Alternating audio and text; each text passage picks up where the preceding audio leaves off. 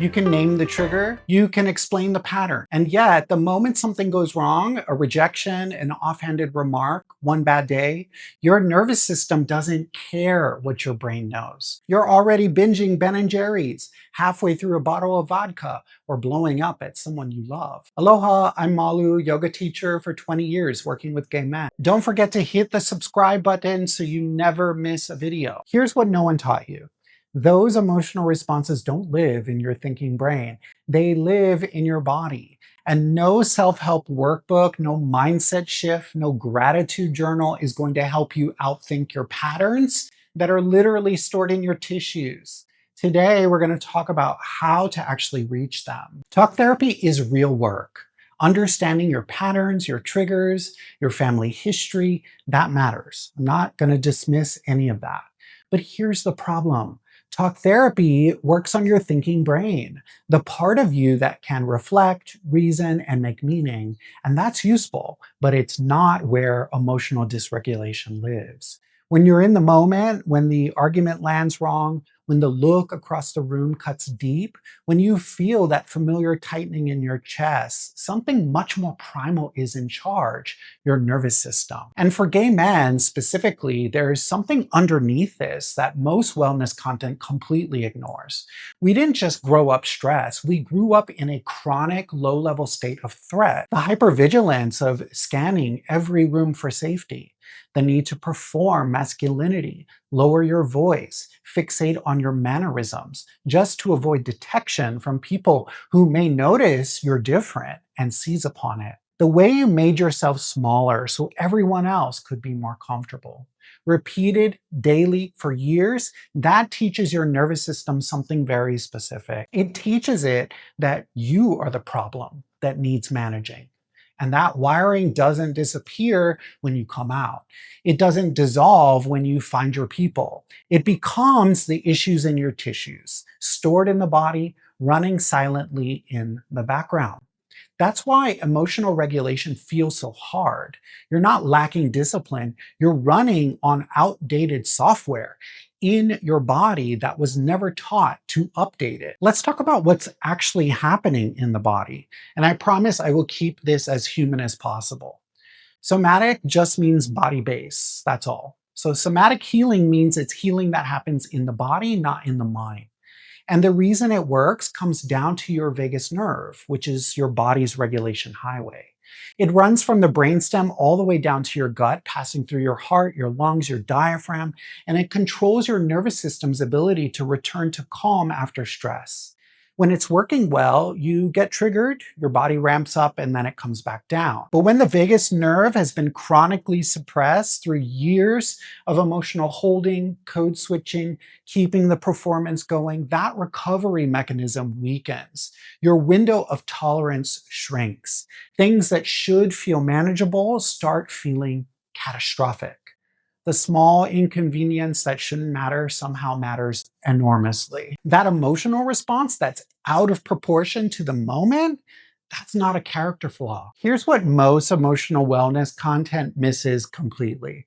Dr. Bessel van der Kolk's book, The Body Keeps the Score, argues that unresolved emotional patterns aren't just memories. They're physical, and they're stored as sensations, as muscle tension, as nervous system activation, not thoughts that you can reframe your way out of. The issues in your tissues, that's what I call them. This is why you can know completely intellectually that you're overreacting and still be totally unable to stop it in the moment. The knowledge lives upstairs. The pattern lives in the basement. So somatic work goes to the basement, and that's where I want to stay for a minute. Because there's something specific to the gay experience that most nervous system content completely sidesteps. There's a book called The Velvet Rage by Alan Downs. It talks about the particular kind of suppressed anger many gay men carry from years of hiding, performing, shrinking, and surviving in spaces that were not built for us. And it's not explosive anger, but it's quiet rage, the kind that turns inward, the kind that looks like I don't know how to hold it together. When you grow up having to suppress who you are, even subtly, even in a relatively accepting environment, your nervous system learns to interrupt its own emotional responses. You gear up for something, anger, grief, fear, and then you shut it down because it wasn't safe to let it out, because you'd learn that your full self was too much. The body initiates a response, you don't complete it, and that energy doesn't evaporate. It doesn't go anywhere, it gets stored. And over time, that stored activation starts leaking out in moments that seem disproportionate. The small thing that shouldn't land that hard, the mood shift that comes from nowhere, the exhaustion that sleep cannot fix. I want to say something directly. That pattern is not weakness. It is not a lack of discipline or emotional intelligence or spiritual development. It's your body completing an interrupted job. Your nervous system is not broken. It is still trying faithfully and persistently to finish what it started. It's been waiting patiently for a moment of safety in which to do that work. The work, the somatic work, is giving it that moment. And for gay men, there is something profound about that, because so many of us, we spent many years being told, directly or not, that our feelings were inconvenient. Learning to regulate is not suppression, it's the exact opposite. It's finally letting your body know you're safe enough now to come down. So by now, you're asking, Malu, this is all great, but what's the solution? And this is where I want to offer you two things. First, head over to my somatic movement and breath work to release stored trauma video right after this one. This is going to look a little bit like a yoga asana practice, but there is something deeper happening. One, we aren't practicing poses for the sake of poses.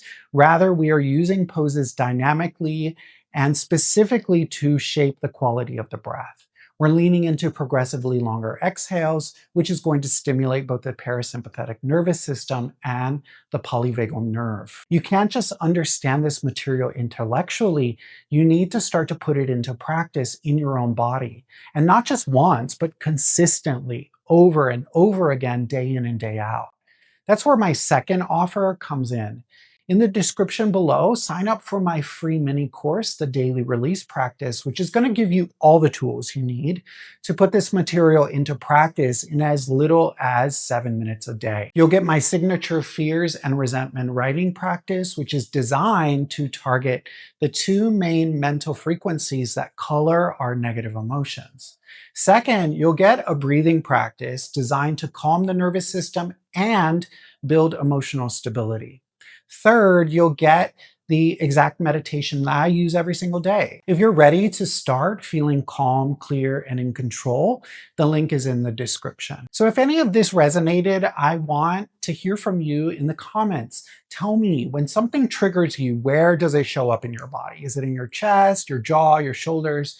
And this is totally not a trick question. This is you beginning the work of noticing. I've got more coming, specific practices for the fawn response, for the shame spiral, for the moment when the emotion takes over before you even realize what happened.